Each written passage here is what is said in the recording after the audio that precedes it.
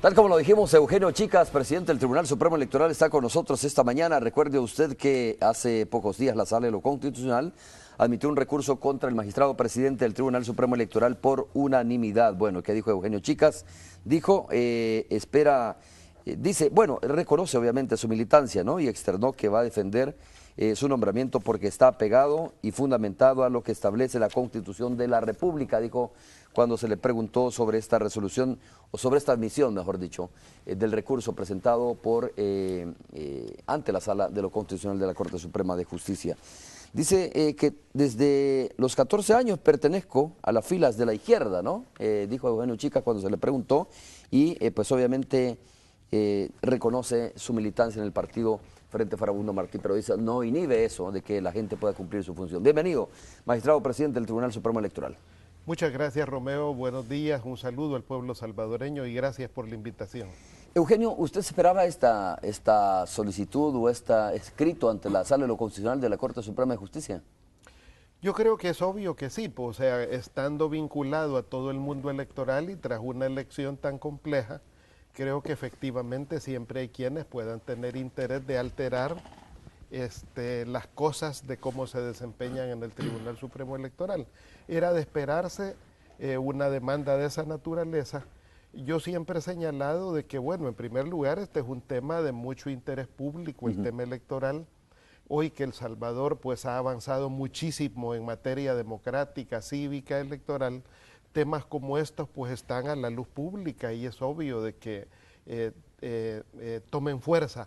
Debo de recordar que iniciativas como esta, la separación de funciones, la despartidización del tribunal, etcétera, son iniciativas que están vigentes prácticamente desde la agenda de abril del año 94. O sea, este ha sido un tema largo, recurrente, en el que desde mi perspectiva lo que hay son enfoques jurídicos diferentes. Yo creo que la sociedad está en un buen momento de discutir, de tomar decisiones en este gancho de caminos respecto a mantener una institucionalidad como la que tenemos, que puede y es funcional y ha demostrado ser funcional, o trascender a nuevos estadios de desarrollo democrático. En América Latina, por ejemplo, para situar casos, hay casos como el de Uruguay. Uruguay tiene una corte electoral que data de 1924 y desde entonces es partidaria y funciona perfectamente. Digo, y son experiencias muy exitosas.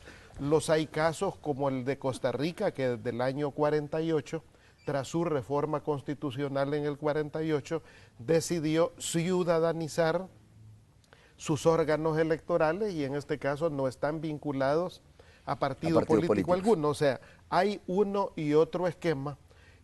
Hoy, por ejemplo, que ha iniciado el diálogo interpartidario entre Arena y FMLN, por las noticias nos dábamos cuenta de que este tema ya es parte también de la agenda política entre ambos partidos.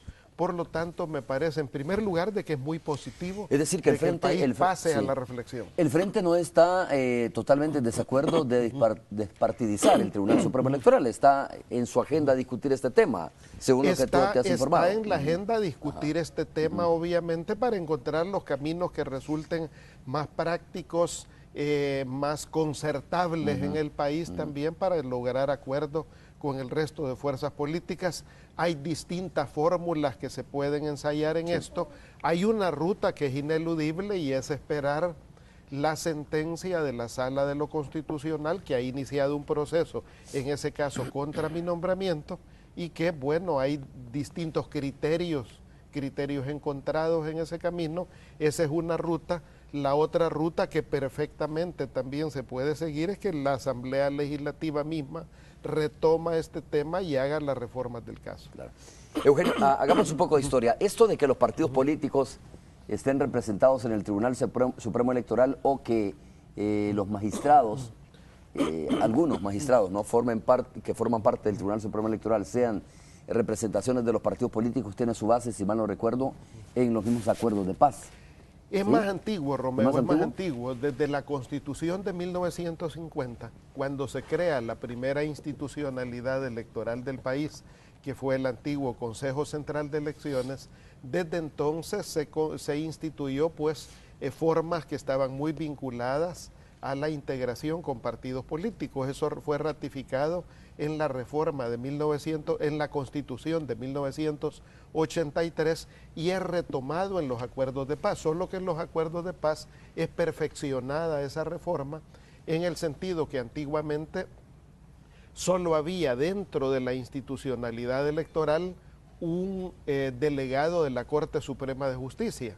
Hoy, sin embargo, en el nuevo escenario, a partir de los acuerdos de paz se genera un equilibrio muy interesante en el que habemos 3 magistrados que provenimos de partidos políticos y 2 de la Corte Suprema de Justicia.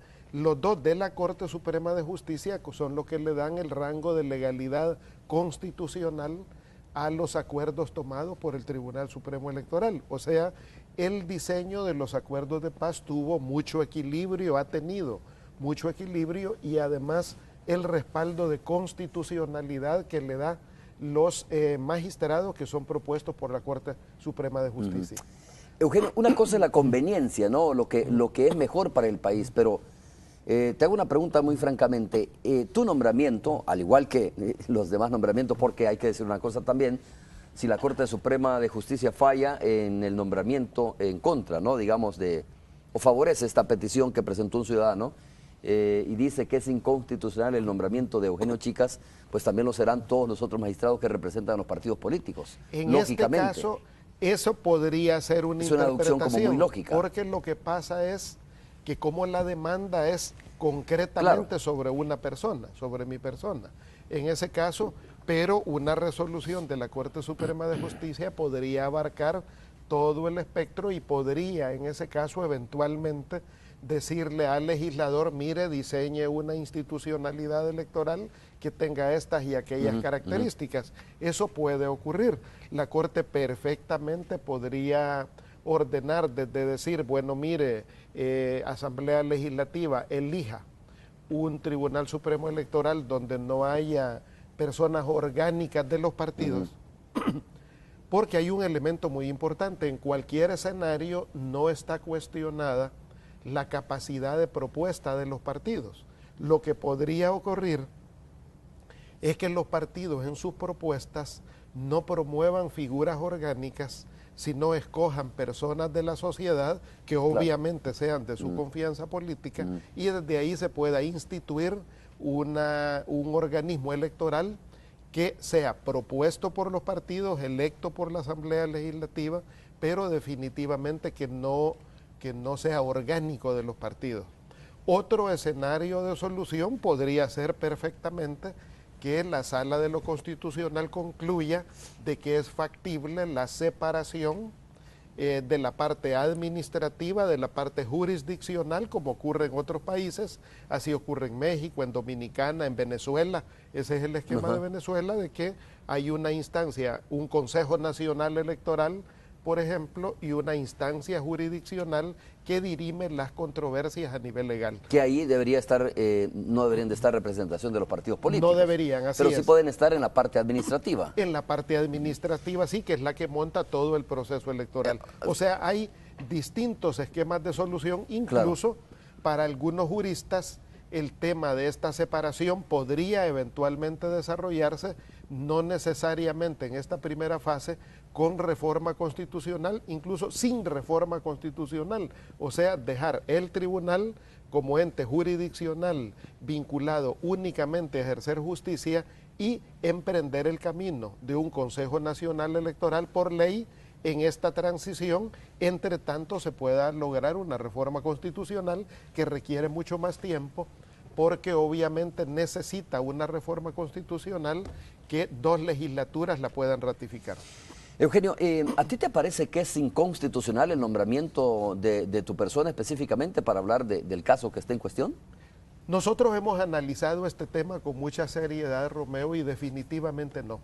No es inconstitucional porque se fundamenta tanto en el artículo 208, en el artículo 209 de la Constitución, que son los cimientos, las piedras angulares que establecen un sistema electoral donde haya equilibrios, y porque el legislador, el constituyente, desde que diseñó esos artículos, también claramente determinó que quienes provienen de la Corte Suprema de Justicia son quienes no deben de tener vínculo partidario alguno, y eso no lo mencionó expresamente en las propuestas que provienen de los partidos políticos, por un lado.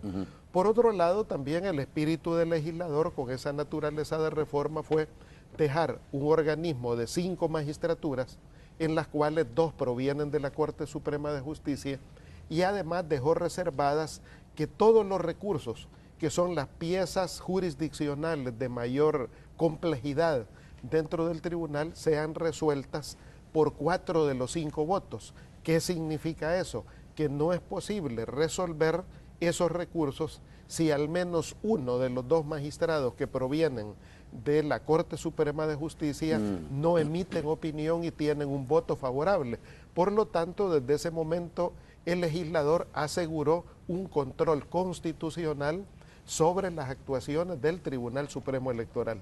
Por lo tanto, en ese sentido, me parece que el nombramiento de magistrados propuestos por partidos políticos y con vínculo orgánico partidario no riñe con la Constitución, más bien corresponde a esa fase que muy bien diseñaron los acuerdos de paz y está fundamentado en esa transición política de posguerra que diseñaron los acuerdos de paz. Que a estas alturas la sociedad pueda estar en el escenario de crear un nuevo marco de institucionalidad, bueno, eso es lo que podría estar abierto. Es decir, Eugenio, que no tendría, por eso hablaba yo de conveniencia probablemente, ¿no? Pero no tendría asidero constitucional, digamos, o de inconstitucionalidad este recurso presentado por esos ciudadanos ante la Corte Suprema de Justicia. Desde mi perspectiva no lo tiene, de ninguna manera no lo tiene, creo que es totalmente constitucional mi nombramiento, mi ejercicio, pero en todo caso estos temas son de enfoque jurídico. Creo que en ese sentido hay distintas apreciaciones estrictamente jurídicas, de técnica jurídica, y como lo he señalado en distintos momentos, en definitiva, creo que el país, los partidos y cada uno de nosotros como personas debemos de estar en la apertura y en la disposición de cumplir cualquier sentencia judicial, y en este caso de la Sala de lo Constitucional, que es quien tiene la función de valorar la constitucionalidad de los actos en el país, y por lo tanto está en su esfera de acción. Desde mi perspectiva, con los equipos jurídicos que hemos analizado el tema, es perfectamente constitucional el caso, pero claro, nosotros no somos los censores de la constitucionalidad, es la Corte Suprema de Justicia, y por lo tanto me parece que es importante generar certeza jurídica, y en ese sentido pues queda en manos de la Sala de lo Constitucional dirimir ese tema, pero insisto, hay distintos escenarios. Entre tanto, yo estoy abocado y el tribunal estamos abocados a preparar todos los detalles de la próxima elección presidencial.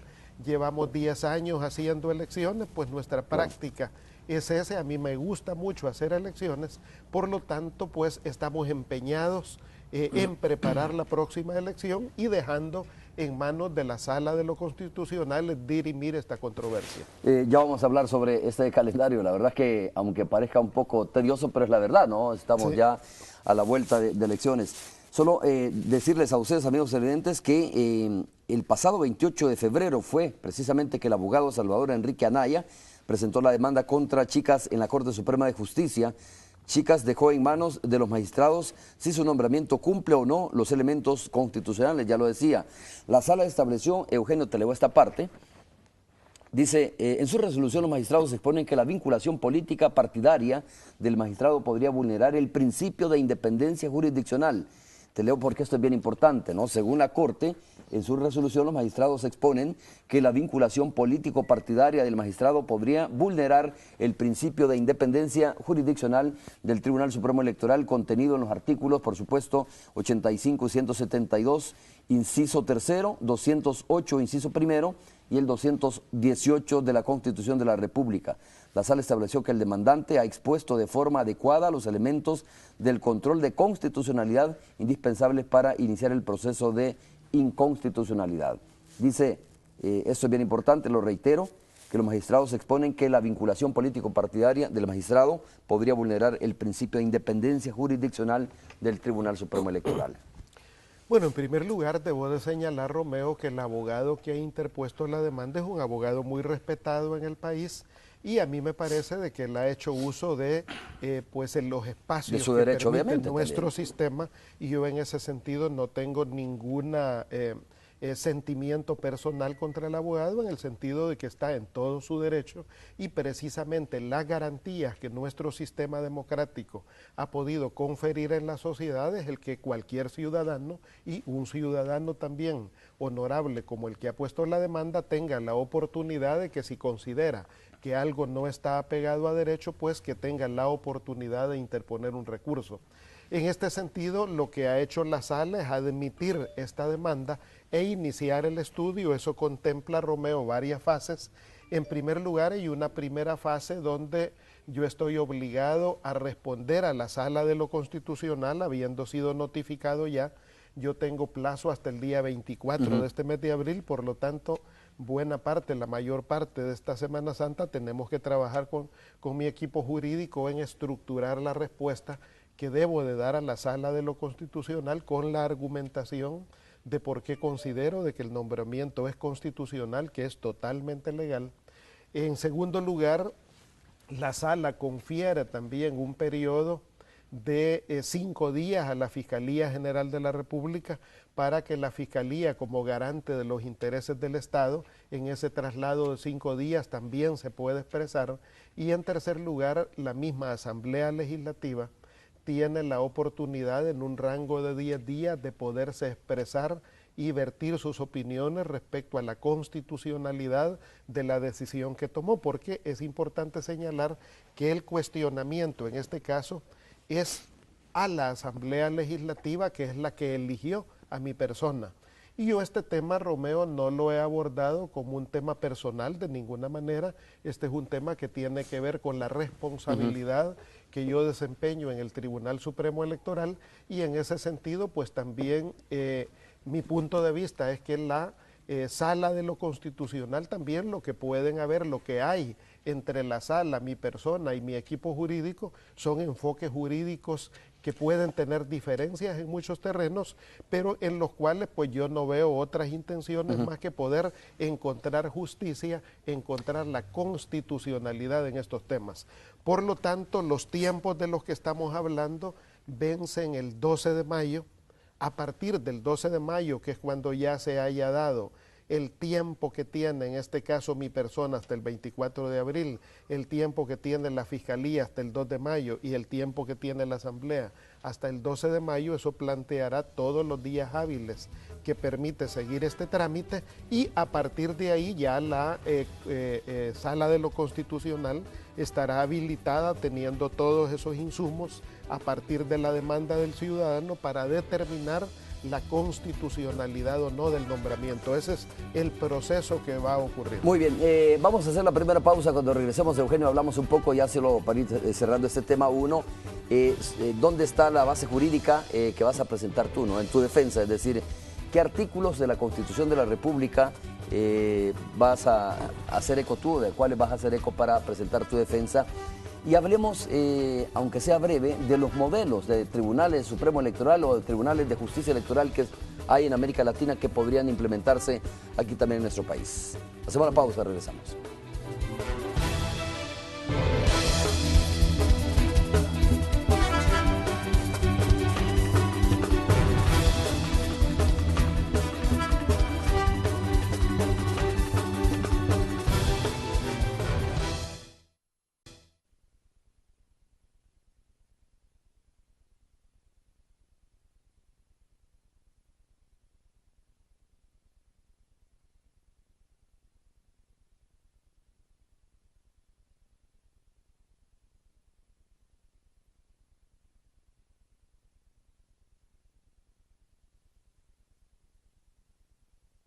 Real Rent Car presenta el reporte del tráfico.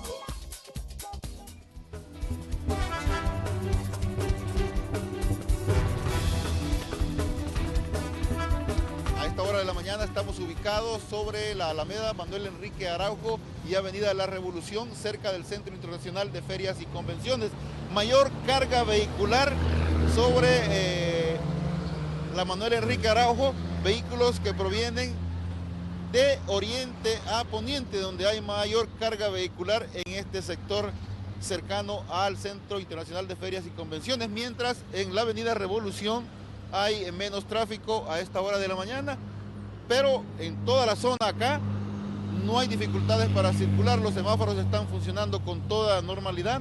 También vemos a esta hora de la mañana elementos de la Subdirección de Tránsito de la Policía Nacional Civil que se encuentran en este sector por cualquier inconveniente. Por supuesto que no lo hay, y vemos a elementos entonces de la policía que están ubicados en esta importante intersección. Repito, es la Manuel Enrique Araujo y la avenida Revolución. Vamos a ver ahora un tramo donde se está construyendo sobre la Panamericana, muy cerca también de acá, donde solo existe un carril que está habilitado. Son vehículos que provienen de la zona del Boulevard Los Próceres, se incorporan a este sector y lo hacen solamente en un carril, ya que como todos sabemos se está construyendo acá, se está reparando la arteria en este sector y solo está habilitado un carril. Es el informe que tengo a esta hora de la mañana en torno al tráfico vehicular en esta importante intersección del centro de la capital.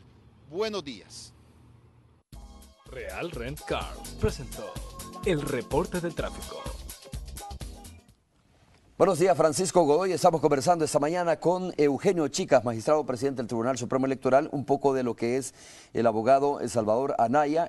Fue colaborador, coordinador de colaboradores y secretario de la Sala de lo Constitucional, según lo dice Herbert Danilo Vega Cruz, que escribe, por supuesto, que hace su comentario, ¿no?, ante esta noticia que aparece en el diario 1.com. Dice además, fue secretario de lo Constitucional, fue compañero de trabajo, asesor de tesis de graduación del magistrado de la Sala de lo Constitucional Rodolfo González, y dice que también presentó una demanda de inconstitucionalidad contra la Comisión Especial Legislativa que investigaba la selección o la elección de Belarmino Jaime y Rodolfo González en la Asamblea Legislativa. Estos son más o menos unos datos interesantes del abogado Salvador Anaya, que solo ha hecho uso, obviamente, de su derecho como ciudadano, ¿no?, y como abogado de la República, ir a presentar un recurso ante la Sala de lo Constitucional por el nombramiento de Eugenio Chicas como magistrado presidente.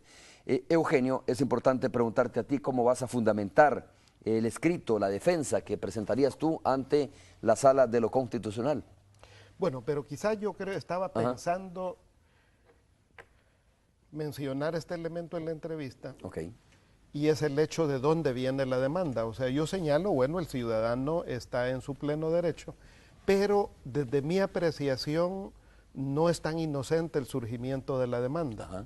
¿Cuándo se da esta demanda? Esta demanda se da exactamente el día que nosotros hicimos una audiencia en la que el tribunal decide, en este caso, condenar y multar a Fusades.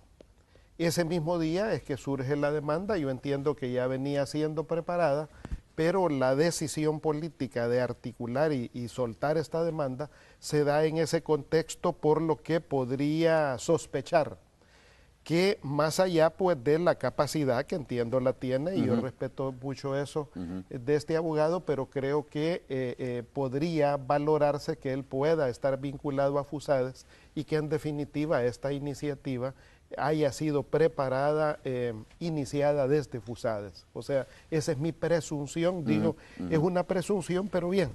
Eso no le resta valor jurídico a lo que ha ocurrido, sencillamente señalo para el pueblo salvadoreño pues de dónde vienen estas iniciativas que tampoco surgen de la nada. Ahora bien, ¿cuál es el fundamento sobre el cual se puede grimir en este caso la defensa constitucional de que lo hecho por la Asamblea Legislativa pues es correcto y mi nombramiento es correcto? Esto tiene que ver en los fundamentos de la Constitución de 1983, que fue la que perfeccionó este mecanismo, que no es único en El Salvador, sino en muchos países de América Latina, donde los partidos como usuarios del sistema electoral también participan en cierto grado estructurando el mismo. En ese sentido, es en los fundamentos de la Constitución del 83, de los propios acuerdos de paz, del artículo 208 de la Constitución, donde yo creo que perfectamente se puede demostrar la constitucionalidad del nombramiento, y por otro también es importante en este sentido hacer acopio de la institucionalidad democrática, electoral y jurídica de América Latina. Ya te mencionaba, por ejemplo, Romeo, el caso de Uruguay, que es una de las institucionalidades electorales más antiguas, más sólidas de América Latina, con mucha credibilidad, y donde los magistrados pues provienen de propuestas de los partidos políticos, han estado vinculados orgánicamente a los partidos políticos y como tal se instituye ese organismo electoral. Por lo tanto, creo que hay suficiente doctrina, no solo en nuestro país, en América Latina, para fundamentar la naturaleza constitucional del nombramiento. Ciertamente, mira, el artículo 205 de la Constitución, te lo leo, ¿no? Ya lo encontré aquí rápidamente. El 208, perdón, de la Constitución de El Salvador dice, establece que el Tribunal Supremo Electoral estará formado por 5 magistrados propietarios e igual número de suplentes elegidos para un periodo de 5 años por la Asamblea Legislativa de nuestro país. También establece que 3 de ellos serán electos, 1 de cada uno de las ternas de las propuestas de los 3 partidos políticos que hayan obtenido mayor número de votos en la última elección presidencial. Ahí está muy claro, ¿no? Lo deja muy claro. Y dice, los 2 magistrados restantes serán elegidos de 2 ternas propuestas por la Corte Suprema de Justicia y no deben tener, dice, ninguna afiliación partidaria. Ellos. Dice, sí, los dos que vienen de la Corte Suprema de Justicia, pero reitero, el punto más importante, dice, también establece que 3 de ellos, de los 5 magistrados, serán electos, 1 de cada uno de ternas propuestas por los 3 partidos políticos que hayan obtenido la mayor o el mayor número de votos en la última elección presidencial. Ahí queda claro que sería un magistrado que propone el partido Arena, otro magistrado que lo propone el partido Frente Farabundo Martí, y está por ahí lo de la coalición. Gana, ¿no?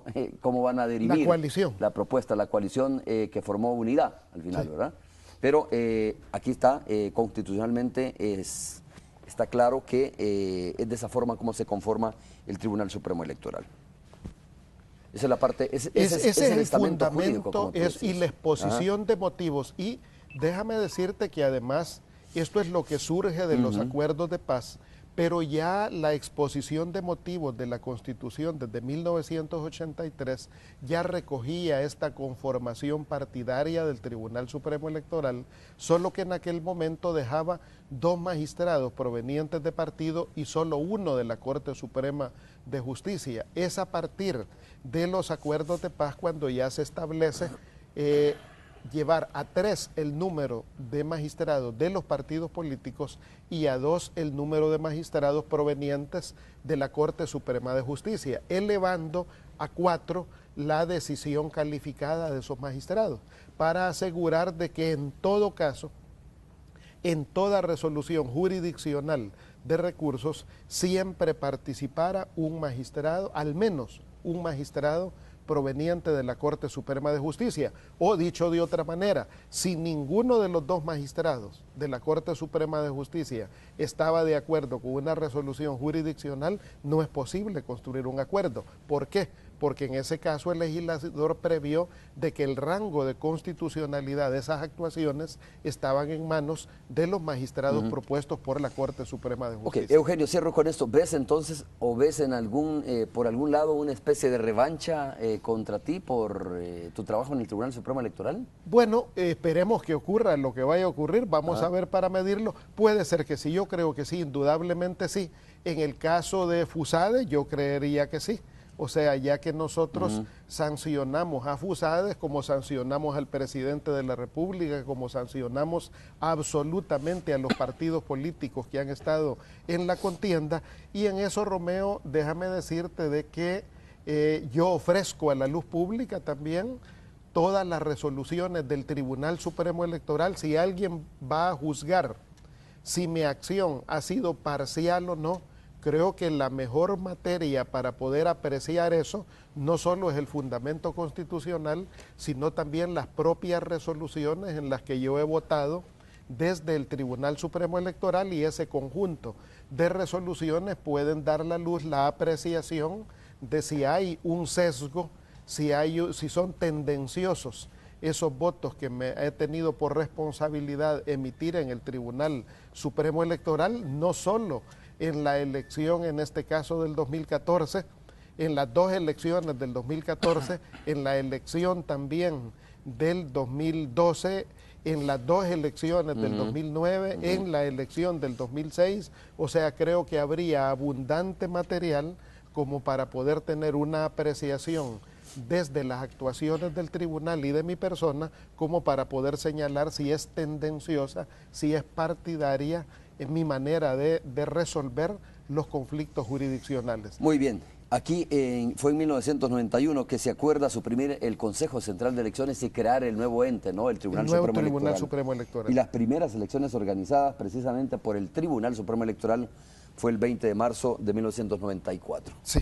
Eugenio, de todas formas es importante hablar un poco antes de preguntarte sobre el nuevo proceso que viene, estas nuevas elecciones. ¿Qué modelos, me decías tú, funcionan en Latinoamérica, que son como importantes en términos de separar lo administrativo con lo jurisdiccional? En América Latina básicamente funcionan tres tipos de institucionalidad electoral. Las hay como en Centroamérica, por ejemplo, podría ubicar en un lugar especial a Panamá y a Nicaragua y a Costa Rica. Estas tres institucionalidades tienen la característica común que implican tres funciones, encierran tres funciones. Una, por ejemplo, tienen la facultad jurisdiccional, o sea, ejercen jurisdicción sobre los procesos electorales. La segunda es que administran los procesos electorales, eso significa que organizan las elecciones. Y la tercera es que emiten y controlan los documentos de identidad, o sea, por ejemplo, tanto en Panamá, en Costa Rica como en Nicaragua, estos tres tribunales ejercen jurisdicción, montan elecciones y emiten el documento de identidad. O sea, en esos tres países no existe un RNPN, sino que el control de la identidad ciudadana de los DUI está en manos de esos tres tribunales. O sea, esos tribunales tienen las tres funciones, la identidad, la organización electoral y la jurisdicción electoral. Panamá, Costa Rica, Nicaragua. Hay otros tribunales, por ejemplo, donde esto ha sido dividido totalmente. Por ejemplo, en el caso de Colombia está la institucionalidad que maneja la identidad, está la parte jurisdiccional y está la organización electoral. En Perú también se ha estructurado en tres organismos. Y hay otro tipo de institucionalidad electoral, como es República Dominicana, México, por ejemplo, donde en República Dominicana, México y Venezuela, ellos separaron en dos los organismos electorales, o sea, hay una institucionalidad que monta los procesos electorales y emite la identidad, o sea, el DUI, y hay otro ente que establece los controles jurisdiccionales, o sea, dos organismos. De esa manera funciona México, República Dominicana, Venezuela. Y está el caso muy particular, por ejemplo, de Uruguay, que es de los tribunales electorales más antiguos de América Latina. Te decía, se fundó allá por 1924, y este Tribunal Electoral de Uruguay tiene conformación partidaria e implica en su funcionamiento tanto la parte administrativa como la parte jurisdiccional de la organización electoral. O sea, hay distintas maneras de organización en América Latina, pero insisto, la nuestra de orden partidario no es única en América Latina. En muchos países existe de esta manera, que son los partidos los que proponen, y que podemos ser personas vinculadas orgánicamente a los partidos. ¿Por qué razón? Porque el vínculo político partidario no exonera a nadie, en primer lugar, de cumplir la ley. O sea, a los funcionarios se nos debe de vigilar por el cumplimiento de la ley, y en segundo lugar se nos debe de vigilar en el desempeño ético en los cargos en los que nos estamos desempeñando. En ese sentido, ¿te parece que fue injusto también el tema de el presidente de la Asamblea Legislativa, digo, de la Corte Suprema de Justicia, ¿te recuerdas? Que bueno, por su vínculo partidario fue separado también. es un tema diferente, o sea, diferente, o sea, la naturaleza jurisdiccional, pero en lo que voy es, me parece que la pertenencia política no debería de ser motivo para discriminar en el desempeño de un cargo. O sea, me parece en este caso que más allá del desacuerdo que uno pueda tener con la Sala de lo Constitucional, es obligatorio cumplir sus resoluciones, y en ese sentido, pues yo no estuve de acuerdo con la separación del magistrado Padilla, pero siempre dije públicamente que hay que cumplir más allá del acuerdo con cada resolución de la Sala, porque me parece que el vínculo partidario no exonera de cumplimiento de ley y de apego a ética con el que se debe de desempeñar cualquier funcionario público. Además, en países como el nuestro no hay un registro de afiliados y de militancia partidaria, o sea, no hay un registro institucional desde el Estado.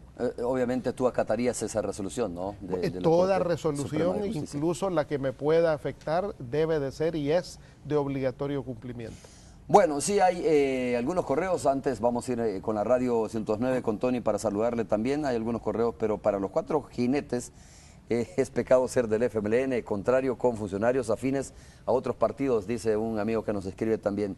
Tony, ¿cómo estás? Un gusto saludarte. Hola. Tony Cabezas. Aquí con Roxana Roxana Webb, saludándote a ti y sí, a Eugenio Chicas. Un saludo en estas vacaciones. Lo sí, veo ¿verdad? ya más relajado. Sí. Por supuesto. No, Buenos si lo días, vieras, magistrado. si lo vieras, Buenos días. si lo vieras, anda hasta con jeans, pues Eugenio, que siempre anda trajeado. Ya de vacaciones, Hoy se vino con sí. jeans y anda con tenis y sin calcetín. No, sí, yo creo que no, de Ese verdad era otro. anda relajado, pues obviamente, pero fíjate que me decía que aún así, esto de que la sala haya admitido un recurso, pues le obliga a trabajar incluso en vacaciones para preparar su defensa, ¿no? Sí, o sea, estaba leyendo acá en el Twitter de Noticiero Hechos que, bueno, tiene hasta el próximo 24 para responder a la Corte Suprema tras admitir esta demanda contra su nombramiento, magistrado.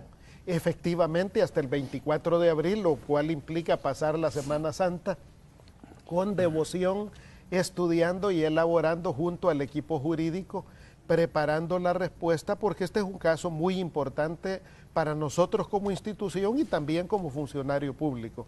Así es que luego también el fiscal general debe de responder antes del 2 de mayo y luego hasta el 12 de mayo la Asamblea Legislativa, que es la cuestionada por haber electo en ese sentido. Pero bien, vamos a hacer toda nuestra demanda, desde nuestra defensa. Desde mi perspectiva, el nombramiento es totalmente constitucional, pero luego pues es la Corte Suprema de Justicia y la Sala de lo Constitucional, los censores en materia de constitucionalidad, y ellos tendrán la última palabra, más allá del acuerdo o desacuerdo que podamos tener. En definitiva, las sentencias son de obligatorio cumplimiento, incluso aquellas que lo puedan afectar a uno como funcionario público. Eugenio, ¿entendería en el caso que la sala falle en su contra que esto no lo afectaría solamente a usted, sino que a otros 2 magistrados también que son propuestos por los partidos políticos Claro, dentro de la Asamblea Legislativa? ¿Sería así? Bueno, eso lo debe de dirimir la sala, pero lo cierto es que la demanda no es contra los magistrados propuestos por partido, sino contra mi persona. O sea, no es un escopetazo, sino que es con mira telescópica dirigido a mi persona. ¿Es político, magistrado? Bueno, todo esto es político fundamentalmente, y un tema electoral de esta naturaleza. Yo siempre he señalado, hoy lo señalaba hace un momento, de que precisamente la demanda se da el propio día que nosotros sancionamos a FUSADES, y pues yo sospecho de que vía FUSADES es de donde viene o de donde puede venir este requerimiento, pero en todo caso también he señalado que el abogado que lo ha presentado es una persona muy prestigiada como abogado, y además me parece que las prerrogativas democráticas que da el país es el que se pueda plantear una demanda de esta naturaleza. Por lo tanto, yo creo que nuestro sistema permite y funciona perfectamente en el sentido como para que cualquier ciudadano que considere que algo está mal presente una demanda, y a otro pues nos tocará defendernos en ese sentido y esgrimir nuestros argumentos. Tony, Roxana, mira, cuando Eugenio dice que su nombramiento es completamente constitucional o que está dentro del marco de la Constitución, hace referencia al artículo 208, ¿no? Sí. Que ya lo leíamos, que establece cómo va a ser conformado el Tribunal Supremo Electoral.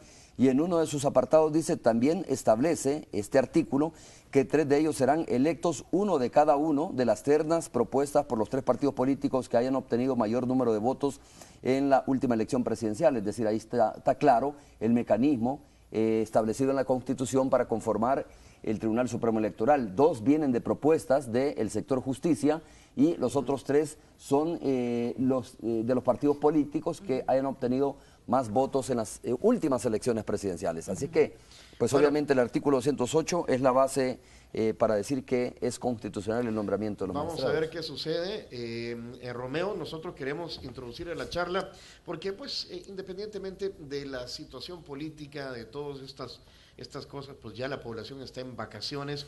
Nos acompaña Yancy Urbina, presidenta de la Defensoría del Consumidor, muy importante institución en un momento como este, donde hay mucha gente, la comercialización de productos está en aumento, digamos, sí.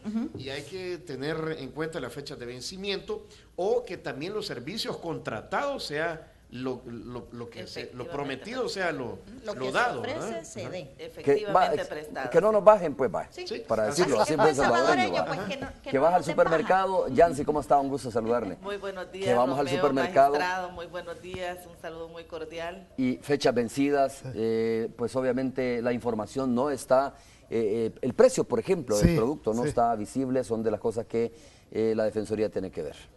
Efectivamente, Romeo, estamos ya en nuestra plena temporada vacacional y la Defensoría está dispuesta con todos sus equipos técnicos distribuidos a nivel nacional. Hemos dispuesto 115 colegas que están atendiendo a la población, cualquier orientación, denuncia, cualquier aviso de potencial infracción a la ley, estamos atentos a verificarla. Y también hemos realizado ya desde el día 5 de marzo más de 550 inspecciones a establecimientos que comercializan productos alimenticios, entre ellos restaurantes, tiendas de conveniencia, procurando prevenir para que la población consumidora pueda adquirir aquellos productos de una manera efectiva, de una manera correcta, como manda la ley. También hay que recordar en esta temporada vacacional ofertas, promociones, que son aspectos que verificamos también para su cumplimiento. Y un aspecto particular, hoy recordarle a todos nuestros amigos, a los proveedores también, que la ley establece en su artículo 35, la ley del sistema de tarjetas de crédito, que no puede haber un recargo por el pago mediante una tarjeta de crédito. La diferenciación de precio entre si usted paga en efectivo o tarjeta de crédito es un aspecto que también estamos verificando en esta temporada. Y hay que decirlo, bueno. Eugenio sabe de todas estas cosas, porque él tiene, él tiene restaurante en su chicoto. Ajá, magistrado. Aprovechemos. Guasapa Café. Ahí está, ya ves, aprovechando muy hábilmente el espacio se llama Guasapa Café. Guasapa Café. ¿Sabes que yo fui a caer a Guasapa Café así de repente? Llegué al lugar, me llamó mucho la atención el nombre. Y luego me di cuenta que era precisamente la esposa de Eugenio y su persona los que han montado este negocio allá en su chitoto. Bueno, prestar atención entonces de cada producto. Ok, saludos para ustedes y para Yancy. Muchas gracias. Un abrazo para ustedes. Vamos a hacer nosotros una breve pausa. Regresamos ya para el segmento final, aquí en la entrevista de Hechos AM.